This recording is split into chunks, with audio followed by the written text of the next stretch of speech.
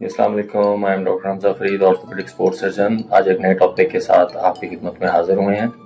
आज का जो टॉपिक है वो बहुत ज़्यादा एक कॉमन मसला है जो जिनके बारे में लोगों को आगाही ना होने की वजह से या तो जो लोग इस मर्ज से जूझ रहे होते हैं उनको नुकसान होता है, बल्कि जो लोग उस इंसान के साथ रह रहे होते हैं उनको भी नुकसान होता है। तो टॉपिक आज का जो है वो है नार्सिसिज्म या नरगिसियत, हम इसको कहते हैं।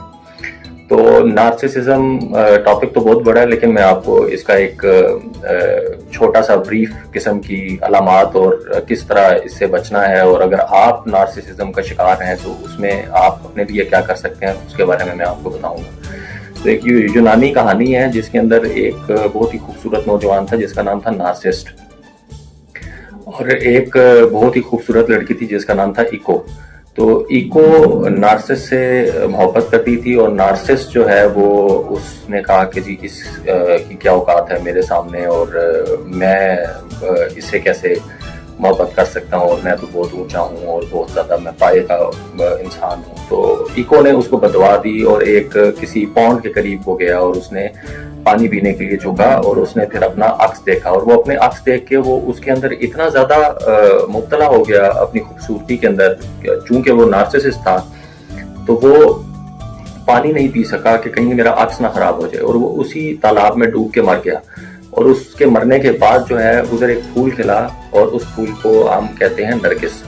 तो इधर से ये नार्सिसिज्म जो है वो डिवाइस हुई। अब नार्सिसिज्म की मुख्तलिफ टाइप्स होती हैं। पहली टाइप ये होती है कि एक जो है वो मैं ही मैं हूँ, और बस मेरे आगे कोई नहीं है, और मेरी बाबा है, और मैं जो हूँ वो सारी अच्छाइयाँ मेरे लिए हैं, और जो मुझे मिल रहा है वो मेरा हक है, और बाकी सारे लोग मेरे नज़दीक कुछ भी नहीं हैं, और बस वो अपने ही खुशामद करवाना चाहता है और अपने आप में ही जीना चाहता है। दूसरी टाइप होती है मैलिग्नेंट नार्सिसिज्म। मैलिग्नेंट नार्सिसिज्म सबसे खतरनाक टाइप है। इसमें जो नार्सिसिस्ट होता है वो एक तो अपने लिए तो अच्छा अपने आप को समझता है, आला किरदार का समझता है, वो सबसे सुपीरियर समझता है, लेकिन आप दूसरों के लिए वो नुकसानदेह साबित हो सकता है, या वो उनको नुकसान पहुंचा सकता है कि कहीं वो लोग उसके मुकाबले में आके खड़े ना हो जाएं। तो ये सबसे जो खतरनाक टाइप है नार्सिसिज्म की वो मैलिग्नेंट नार्सिसिज्म है। इसमें और साइकोपैथ्स में डिफरेंशिएट हम इस तरह कर सकते हैं कि जो साइकोपैथ है वो किसी के साथ बुरा करके उसको बुरा नहीं लगता और उसको गिल्ट नहीं होता, लेकिन जो मैलिग्नेंट नार्सिसिस्ट होता है उसके अंदर गिल्ट वाली एक चीज आ जाती है अगर वो किसी के साथ बुरा करता है। तो ये एक वाज़ेह फर्क है। उसके बाद एक कोवर्ट नार्सिसिस्ट होता है जो कि बाकी पूरे ज़माने के सामने जो है वो बहुत जो है बुर्दबारी के साथ रहेगा, लेकिन वो अंदर से जो है वो अपने आप को ही सबसे ऊपर समझता है और बाकी सबको कीड़ा मकोड़ा समझता है, लेकिन वो शो किसी को भी नहीं करता इस तरह की चीज़। तो कोवर्ट छुपा हुआ नार्सिसिस्ट हम उसको कहते हैं।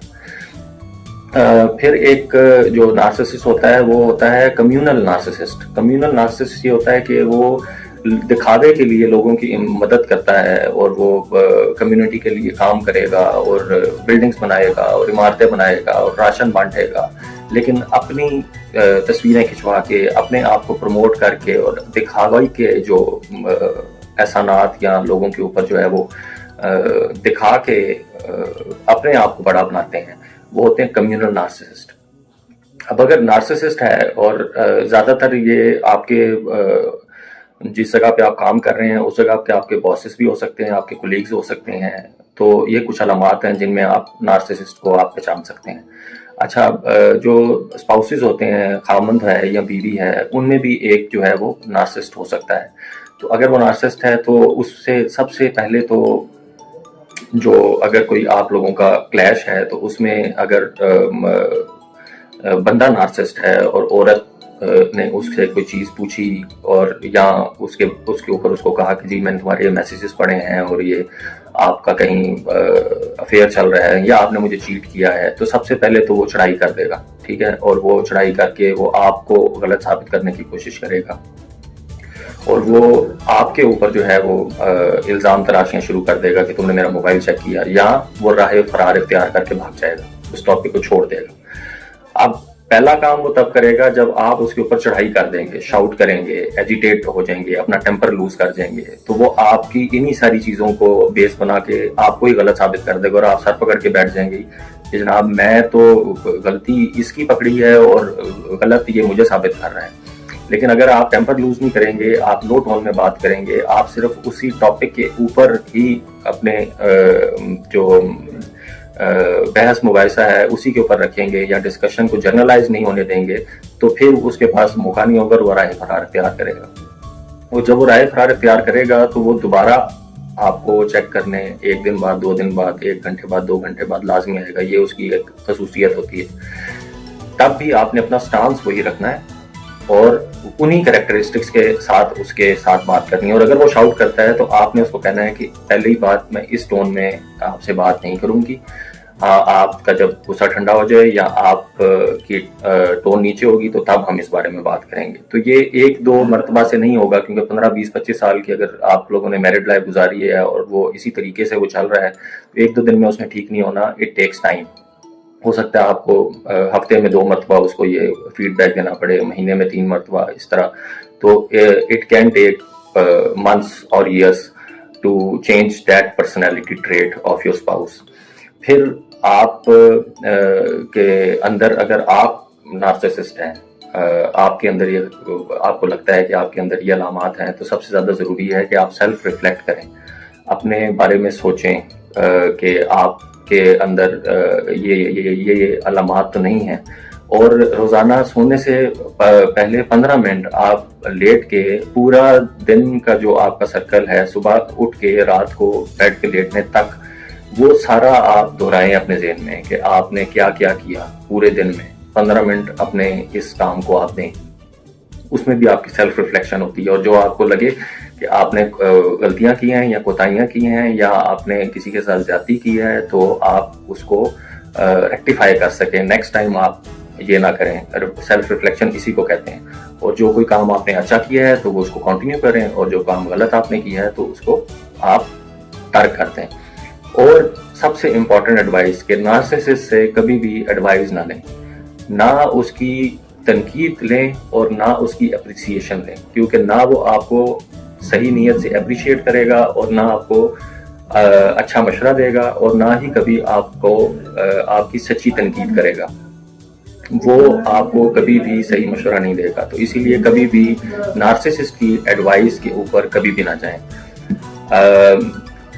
टॉपिक बहुत लंबा है। मैंने नार्सिसिस्ट की आपको एक जो है वो थीम थी वो बता दी, उसकी टाइप्स बता दी, उसके सिम्टम्स बता दिए, उसके साथ आपने डील कैसे करना है वो बता दिया। आप में अगर अलामात हैं तो आपने क्या करना है। और फिर साइकोलॉजिस्ट के पास जाने में या साइकोलॉजिस्ट के पास उस बंदे को, आपका अगर घर में कोई नार्सिसिस्ट आपको लगता है, उसको ले जाने में कोई मजायका नहीं है। अब एक ये it is not a taboo कि जी आप उधर लेके जाएंगे तो वो बंदा पागल है तो इसलिए लेके जा रहे हैं। बिहेवियरल सेशंस होते हैं और काफ़ी सारी उनकी साइकोलॉजिस्ट की टेक्निक्स होती हैं जिनमें दिन ब दिन उनके सेशंस की वजह से बंदे में बेहतरी आ जाती है। तो आज की वीडियो का इख्तिताम यहीं पे करते हैं। उम्मीद है कि आपको इस टॉपिक से नॉलेज मिला होगा। और मैं अपने आप को अगर एक सोसाइटी का मेंबर समझता हूँ तो मैं ऐसे टॉपिक्स के ऊपर डिस्कशन इसलिए करता हूँ ताकि मेरी किसी भी कहीं भी बात से अगर 0.1% भी पॉजिटिव चेंज आता है सोसाइटी में तो मेरे लिए ये सदका जारिया होगा। आपको और मुझे अल्लाह अपने ज़ुबान में रखे। और टिल नेक्स्ट टाइम, अल्लाह हाफ़िज़।